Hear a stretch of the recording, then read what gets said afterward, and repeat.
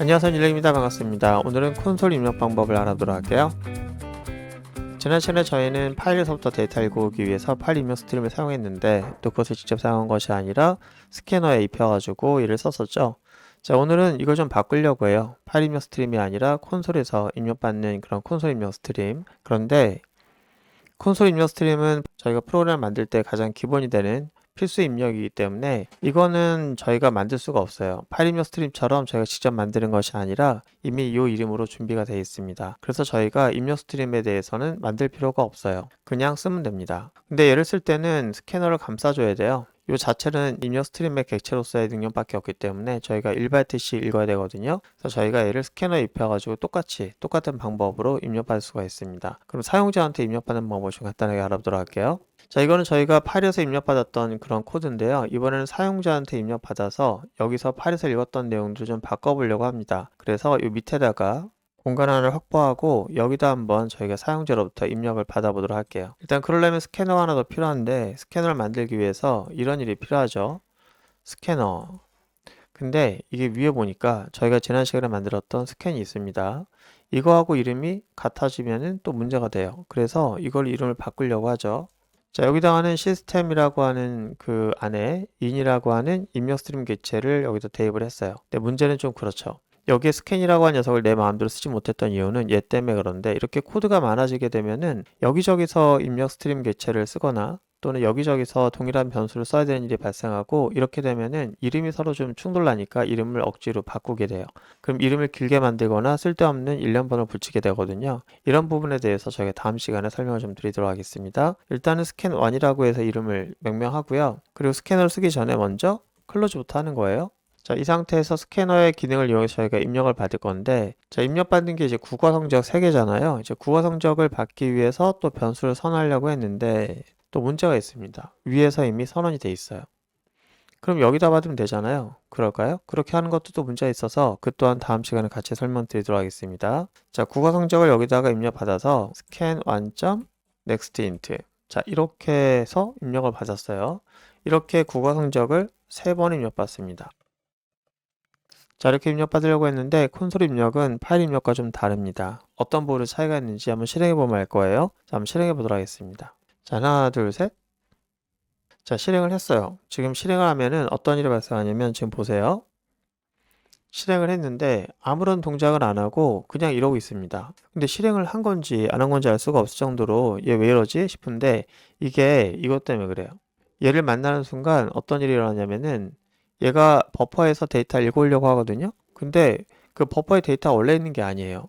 콘솔에서 또는 사용자한테 입력받는 그 버퍼는 처음엔 비어 있습니다.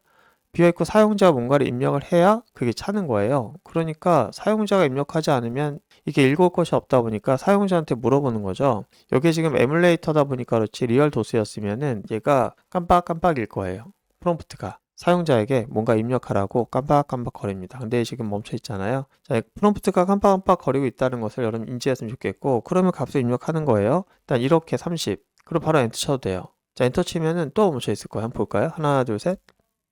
이게 왜 그러냐면은 30이 버퍼에 엔터 친 순간 그것만 일단 버퍼에 들어간 거예요. 그래서 콘솔 입력 버퍼에 들어가서 그거를 얘가 넥스트 인트 읽었는데 30이라고 하는 두 글자가 결국 읽어드리는 것은 한 단어만 들어간 거예요. 그 한 단어를 얘가 한 번에 읽어옵니다. 그러면 버퍼에는 또 어떻게 된 거예요? 제가 버퍼에는 현재 비어 있는 거죠. 비어 있으니까 얘가 읽어올 게 또 없어요. 읽어올 게 없으니까 얘가 실행되면서 또 멈춰 있는 거죠. 뭐 하는 거예요? 프롬프트가 깜빡깜빡거리면서 입력해달라고 하는 거예요. 그러면 제가 이렇게 하죠. 이번에는 80하고 90을 한 번에 넣는 거죠. 이렇게 되면 어떻게 되냐면은 사이트가 있는 상태에서 이 자체가 엔터를 치면은 버퍼에 한 번에 들어가요. 한 번에 들어가면은 자, 여기는 지금 읽을 게 있는 거죠. 80이. 그 다음에 보니까 90이 남아있으니까 얘는 또 90을 읽어오는 거죠. 그래서 여기서 지금 현재 두 개를 한 번에 대입을 하게 되면은 더 이상 프롬프트가 뜨지 않습니다. 한번 해볼게요. 하나, 둘, 셋.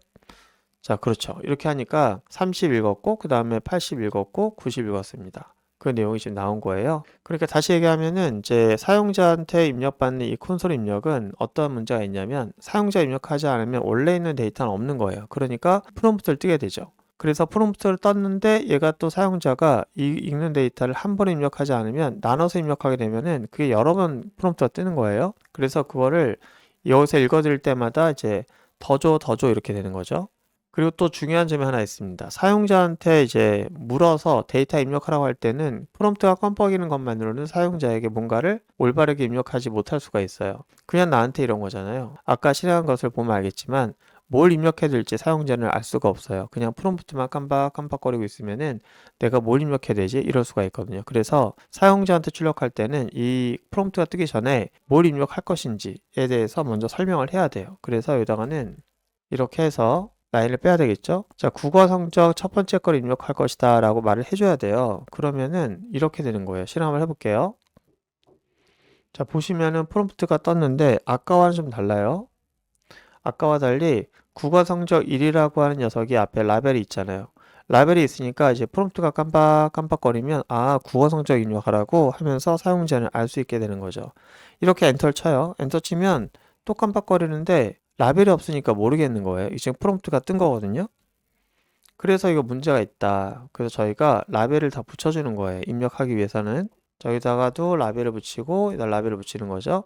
여기는 국어 성적 두 번째, 국어 성적 세 번째 이렇게 하게 되면은 라벨 하나를 보여주고 값 입력받고 라벨 하나 보여주고 값 입력받고 하나씩 낱개로 받게 되는 거죠. 자, 지금 현재 떠 있는데 이걸 닫으려면은 오른쪽에 이걸 누르고 다시 한번 실행해 보도록 할게요.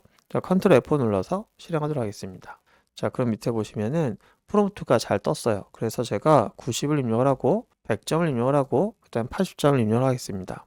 아이고, 숫자 잘못 넣었네요. 이렇게 되니까 또 뭐라 그래요? input mismatch exception. 그렇죠. 이게 숫자로 변환되지 못하기 때문에 이런 문제가 발생하는데 이걸 해결하는 방법도 저희가 나중에 살짝 알아보게 될 거예요. 어쨌든 지금은 정수 변환해서 문제가 발생했다. 왜? 대시가 들어갔으니까. 자, 그럼 저희가 이거를 다시 입력을 해보도록 할게요. 그럼 실행을 다시 해보도록 하겠습니다. 자, 프롬프트 정상적으로 떴고요. 제가 여기서 80 엔터, 90 엔터, 자, 70 엔터 이렇게 하니까 80, 90, 70 잘 들어왔습니다. 자, 고생 많으셨습니다. 여러분들이 이제 사용자로부터 값을 입력받고 또 사용자한테 값을 출력할 때 모니터나 파일을 구분하지 않고 잘 출력하고 입력할 수 있게 되었어요. 다음 시간에는 마지막으로 저희가 지역화, 코드 지역화하고 그 다음에 지역 변수에 대한 의미 좀 알아보고 그 다음에 연산자로 넘어가도록 할게요. 오늘 고생 많으셨고요. 다음 시간에 뵙도록 하겠습니다.